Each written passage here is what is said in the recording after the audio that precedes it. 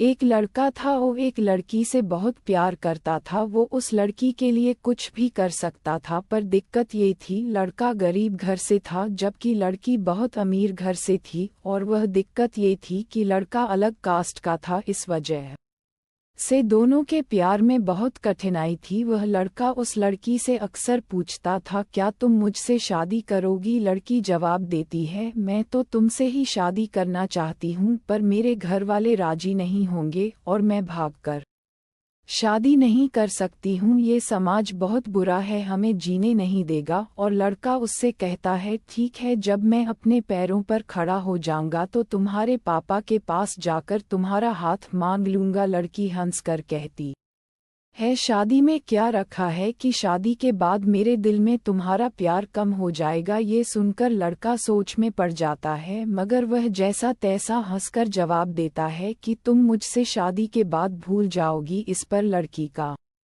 जवाब होता है, ऐसा कभी नहीं होगा और मेरी सांस रुक सकती है, पर मेरा प्यार तुम्हारे लिए कभी कम नहीं होगा। दोस्तों, समय बिता गया। कुछ समय बाद लड़की घरवाले उसके लिए लड़का देखने लगा और सच जानने के बाद वह लड़का, जो कि उस लड़की से बहुत प्यार करता था, वह उस लड़की के दिल में अपने लिए नफरत भर लिया। वह लड़का जानबूझकर ऐसा करता था कि वह लड़की उसे नफरत करने लगे, और ठीक वैसा ही हुआ जैसा वह लड़का चाहता था। उस लड़के ने कुछ ऐसा किया जिससे लड़की उससे नफरत करने लगी। उस लड़की की शादी किसी और से तय कर दी गई, पर वह अंदर ही अंदर बहुत दुखी था। जिस दिन उस लड़की की शादी थी, उसी दिन उस लड़के ने उसकी छोटी बहन को फ़ोन किया और कहा, मैं जो कुछ भी कहूँ अपने फ़ोन में रिकॉर्ड कर लेना। जब तुम्हारी बड़ी बहन आए तो उसे ये रिकॉर्डिंग सुना देना। उस लड़की की शादी हो गई और वह शादी के 2 दिन बाद अपने घर आई। उसकी छोटी बहन कहती है, दीदी आपको कुछ सुनाना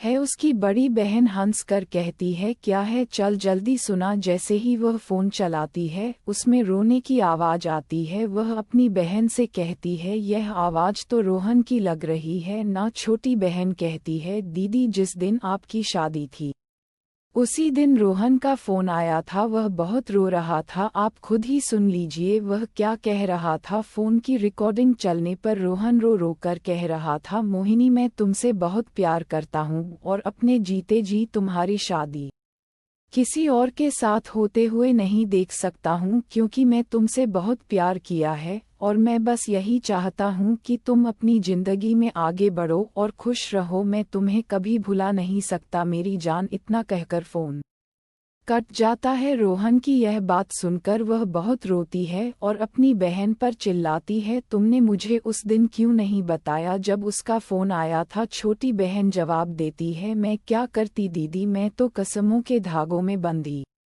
थी, मैं भी क्या कर सकती थी। वह अपनी बहन को उसी नंबर पर फ़ोन लगाने को कहती है जैसे उस लड़के ने फ़ोन किया था। छोटी बहन बोलती है, क्यों दीदी, परंतु वह छोटी बहन को बहुत गुस्से में डांट देती है और गुस्से में कहती है, चल फ़ोन लगा। और वह जल्दी से फ़ोन लगाती है, रिंग होती है और दूसरी तरफ फ़ोन उठा है और उधर से आवाज़ आती है, हेलो हेलो आंटी जी, रोहन कहाँ है। रोहन की माँ रोने लगती है और कहती है, बेटी रोहन इस दुनिया में नहीं रहा। वह चौंक जाती है और पूछती है, आंटी यह सब कैसे हुआ और कब हुआ और कैसे हुआ। रोहन की माँ कहती है, पता नहीं, मेरे रोहन ने जिंदगी को अपने आप से दूर कर डाला, कसम खाली किसी से शादी नहीं करूँगा। लड़की बोली, आंटी कब की बात है। रोहन की माँ ने कहा, 18 जुलाई को। ये सब सुनकर वह लड़की फ़ोन काट देती है। पता है दोस्तों, 18 जुलाई को क्या था, उसकी प्रेमिका मोहिनी की शादी थी। यह सब सुनकर वह बहुत रोई और रो रो कर कहने लगी,